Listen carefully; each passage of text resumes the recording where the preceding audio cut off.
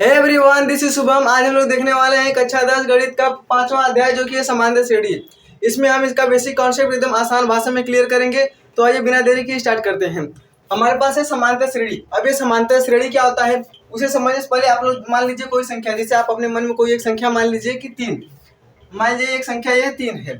अब इसमें कुछ ऐसी निश्चित संख्या ऐड करेंगे, इसमें कुछ ऐसी निश्चित संख्या ऐड करेंगे जिससे आने वाला संख्या, मान लीजिए कि इसके बाद हमने इसमें 2 ऐड कर देते हैं। 2 ऐड कर देंगे तो 5 आएगा। फिर इसी पास में फिर 2 ऐड करेंगे, फिर इसमें फिर 2 ऐड करेंगे तो 7 आ गया। अब आप देख पा रहे होंगे कि इसके और इसके बीच की जो अंतर है, यानी कि अंतर है वो समान है। फिर इसमें चलिए 2 ऐड कर देते हैं हम, फिर हमारे पास 9 आ गया। 3 5 7 9 ये जो संख्या आ रही है इसका अंतर समान है। समांतर श्रेणी में क्या होता है, एक ऐसी संख्याओं की एक ऐसी सूची जिसके बीच का अंतर समान हो। जैसे देखिए यहाँ पर 3 है, उसके बाद 5 है, इसके बीच 2 है, लेकिन इसके बीच 5 और 7 इसके बीच भी 2 है। यानी कि इसका जो समांतर श्रेणी को इंग्लिश में कहते हैं अरिथमेटिक प्रोग्रेस। Arithmetic progress. तो समांतर श्रेणी को हम शॉर्ट में एपी भी लिखते हैं। तो इसका जो एपी आएगा, एपी इसका आएगा वो 3, 5, 7, 9। ऐसे यदि हम 2 ऐड करते जाएं तो ऐसे डाट आगे जाता रहेगा। ये हमारी हो गई समांतर श्रेणी। अब ये समांतर श्रेणी क्या है, जिसके बीच का अंतर समान हो, ऐसी संख्याओं की ऐसी सूची जिसके बीच का अंतर समान हो। अब ये क्या धनात्मक भी हो सकता है, ऋणात्मक भी हो सकता है और शून्य भी हो सकता है। अब जैसे ये ना लेकर मान लीजिए 3 है, अब इसमें -2 कीजिए, फिर क्या आएगा, 1 आएगा। फिर -2 कीजिए, फिर -1 आएगा। फिर -2 कीजिए, -3 आएगा।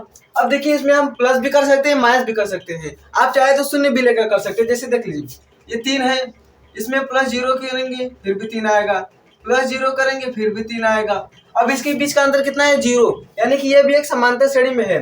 समांतर श्रेणी का सीधा मतलब है कि किसी भी संख्याओं के बीच की जो अंतर है वो समान रहना चाहिए। तो ये हमारे पास समांतर श्रेणी होगी।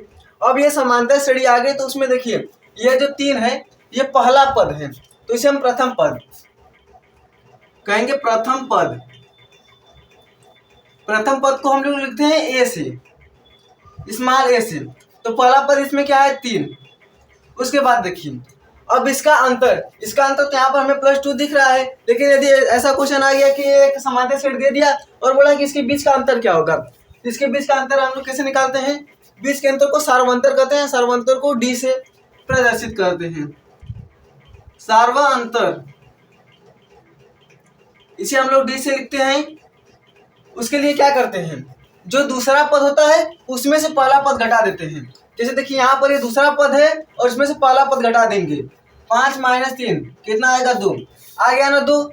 और वही अगर तीसरे पद में से भी दूसरा पद घटाए फिर भी वही आएगा। 7 - 5 फिर भी 2 आ गया। इसमें से 20 को घटाए तो भी आएगा। देखिए 9 - 7 = 2। ये हमारे जो अंतर है जो समान रहती है, इसे ही हम लोग सर्वांतर कहते हैं। सर्वांतर के लिए क्या करते हैं, पहला दूसरे पद से हम लोग पहला पद घटा देते हैं, दूसरा पद माइनस पहला पद। अब ये तो हो गया प्रथम पद और सर्वांतर। उसके बाद होता है अंतिम पद। उसे समझने से पहले हम लोग यहाँ पर समझ लेते हैं कि ये जो हमारा श्रेणी है 3, 5, 7, 9 ऐसे ही आगे ये हमारी एपी है।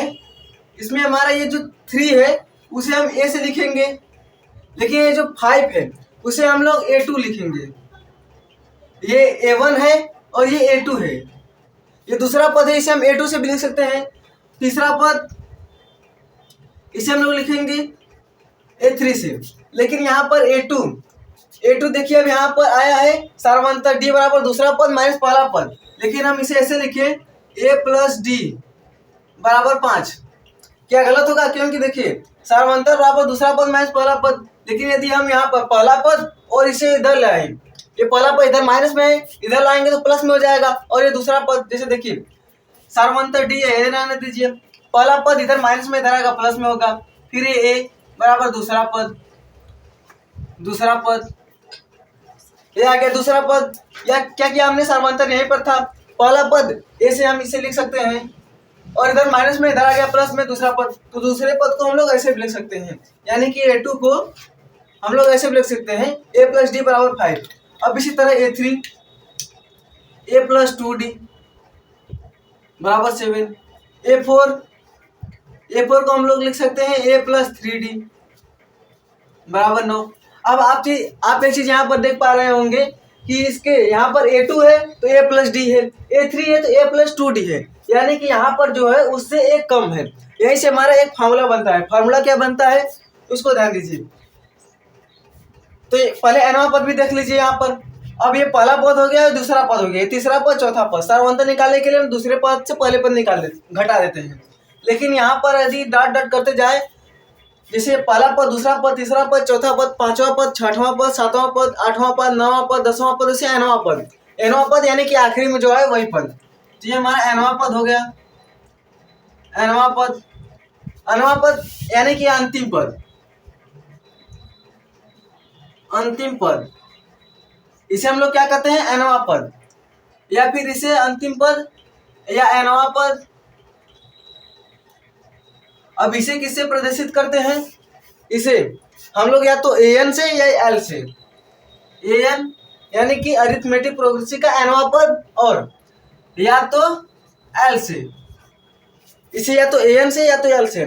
तो अधिकांश हम जब यूज करेंगे तो अंतिम पद को an से ही यूज करेंगे। ये हमारा अंतिम पद हो गया। अब सूत्र क्या आएगा? सूत्र देखिए यहाँ पर,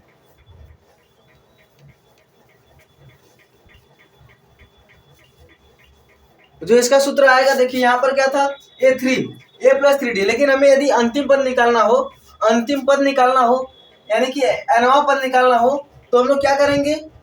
पहले a था, a लिख दिए, प्लस अब देखिए यहाँ पर n है, an है और यहाँ पर n की जगह 4 है। तो 4 माइनस से करेंगे 3 आएगा। यहीं पर यदि n माइनस 1 करें, n माइनस 1 हमारा यही आएगा, क्योंकि यहाँ पर देखिए 4 है, यहाँ पर 4 है तो 4 में से 1 घटाएंगे तो 3 आएगा। यहाँ पर n है तो n माइनस 1 कर दिया। अब उसके बाद क्या है? d है, तो मल्टीप्लाई d। ये हमारा आ गया nवें पद का सूत्र। ये nवें पद का सूत्र है, nवें पद का सूत्र।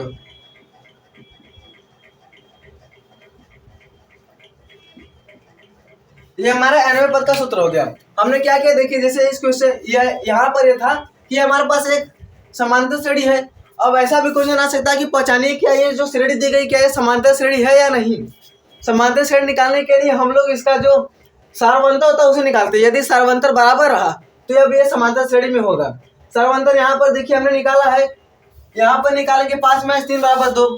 दूसरे पद से पहला पद घटा दिए तो 2 आ गया। अब तीसरे पद से दूसरा पद घटाए फिर भी 2 आ गया। अब सातवें पद, अब उसके बाद चौथे पद से तीसरा पद घटाए फिर भी 2 आ गया। अब ये क्वेश्चन बताइए क्या ये क्वेश्चन लिख रहा हूँ, आप लोग बताइए कि क्या ये समांतर श्रेणी में है।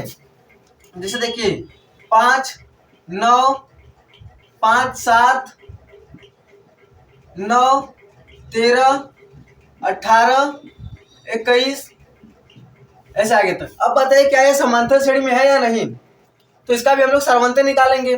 अब 5 माइनस 7 माइनस 5 करेंगे, सारवंतर निकालेंगे। d बराबर दूसरे पद से पहला पद, तो 7 माइनस 5 करेंगे तो 2 आएगा। अब यही 9 माइनस 7 करेंगे फिर भी 2 आएगा। अब इसमें से ये d1 हो गया, ये d2, ये d3। क्या है? चौथा पद 13 माइनस 9, यहाँ पर 4 आ गया। अब यहाँ पर देखिए दो का अंतर है, लेकिन यहाँ पर 4 का अंतर है, तब ये समांतर श्रेणी में नहीं होगा। समांतर श्रेणी में होने के लिए उसके सभी पद बराबर होने चाहिए। जैसे यहाँ पर देखिए सभी पद बराबर हैं। तो समांतर श्रेणी में nवें पद का सूत्र कैसे निकालेंगे? यहाँ पर a4 बराबर a प्लस 3d है, तो a है तो a लिख दिए। n है, यहाँ पर 4 है तो 4 माइनस से करेंगे 3 आएगा, लेकिन यहाँ पर n माइनस से करेंगे 4 माइनस से करेंगे, या फिर यहाँ पर n है तो n माइनस से करें। उसके बाद d। an क्या है? हमारे पास nवां पद है। an हमारे पास nवां पद है। a क्या है? प्रथम पद है। n का है n यानी कि अंतिम पद। यहीं पर आगे लिखिए n अंतिम पद। अंतिम पद को हम लोग लिखेंगे n से, और nवें पद को an या l से। ये हमारा अंतिम पद को n से लिखेंगे और nवें पद को an या LC। तो ये हमारा 1 हो गया और डी हमारे पास सारवंतर हो गया। आई होप कि आप लोग को ये समझ में आया होगा। आप लोग इसका स्क्रीनशॉट लीजिए। अब देखिए, किसी एपी के n पदों का योग, एपी के n पदों का योग, जैसे कोई हमारे पास समांतर श्रेणी दे दिया, जैसे हमने जो पहले लिखा था एपी उसी को लिख लेते हैं। 3 5 7 9 ऐसे ही अंतिम पद इसका हो गया 3 5 7 9 11 13 15 17 19 21 23। तो मान लीजिए हमारा अंतिम पद 23 हो गया। ये हमारा अंतिम पद हो गया। इसमें प्रथम पद क्या है, a बराबर 3, सारवंतर 5 - 3 बराबर 2। उसके बाद अंतिम पद 23 और यनवा पद यानी कि इन पदों का यनवा पद यानी कि अंतिम पद। इसमें कितने पद हैं, वो यनवा पद निकालने का सूत्र हमारा होता है a + n - 1 × d। यदि हमें किसी एपी के n पदों का योग निकालना है तो उसके लिए सूत्र होता है SN यानी कि nवें पद का योग, नंबर सम ऑफ nवें पद। SN बराबर n/2 2a + n - 1 × d। ये हमारा होता है एपी के n पदों का योग। अब इसमें n क्या है, n हमारा अंतिम पद है, a क्या है, प्रथम पद है, d क्या है, सारवंतर है, और यहाँ पर n अंतिम पद और n अंतिम पद वही हो गया SN यानी कि सम ऑफ nवां पद। अब इस सूत्र को हम एक और विधि से लिख सकते हैं। जैसे देखिए, अब इसे तोड़ेंगे, ये हमारा तो मेन सूत्र हो गया। उसके बाद देखिए SN है n/2 ब्रैकेट में ये 2a है, इसे 2 बार लिख लेंगे a + a plus n - 1 × d। ये हो गया। अब आप एक चीज यहाँ पर देख पा रहे होंगे, बस इतने को देखिए, a + n - 1 × d। ये क्या होता है, an या l। तो इसे हम ऐसे भी लिख सकते हैं SN बराबर n/2 ब्रैकेट में a + an, क्योंकि ये जो इतना है वो an के बराबर है। ये एक सूत्र हो गया। n पदों के योग के लिए ये 2 सूत्र होते हैं। आप क्वेश्चन में जिस प्रकार से दिया रहेगा, यदि उसमें पहले अंतिम पद दिया रहेगा, सारवंतर न दिया रहेगा, तो आप ये सूत्र लगाएंगे। सारवंतर दिया रहेगा तो आप चाहे तो यनवा पद निकाल कर ये सूत्र लगाएं या फिर डायरेक्ट इसी सूत्र पर रखें, सेम है। तो ये हो गया हमारा n पदों का योग और ये 2 सूत्र हो गए। इसमें हमने क्या किया, ये एक सूत्र होता है, इसे हमारे पास कोई समांतर श्रेणी दी गई है और पूछा कि इसमें कि n पदों का योग बताइए, तो इसके लिए 2 सूत्र हो गए। आप लोग इसका स्क्रीनशॉट ले लीजिए। अब देखिए, अब उसके बाद एक और फार्मूला इसमें आता है कि यदि किसी एपी के n पदों का योग SN हो तो इसका nवां पद क्या होगा। क्या कि किसी एपी के n पदों का योग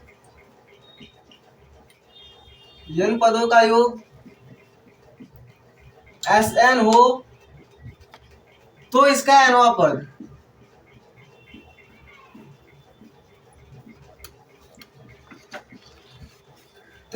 पद क्या होगा। इसके लिए भी सूत्र होता है कि AN बराबर SN - 1। ये एक सूत्र होता है, यानी कि nवां पद बराबर श्रेणी के पदों का योग, और श्रेणी के पदों के योग में से यदि एक घटाएंगे तो हमारे पास आ जाएगा nवां पद। ये इसका सूत्र हो गया।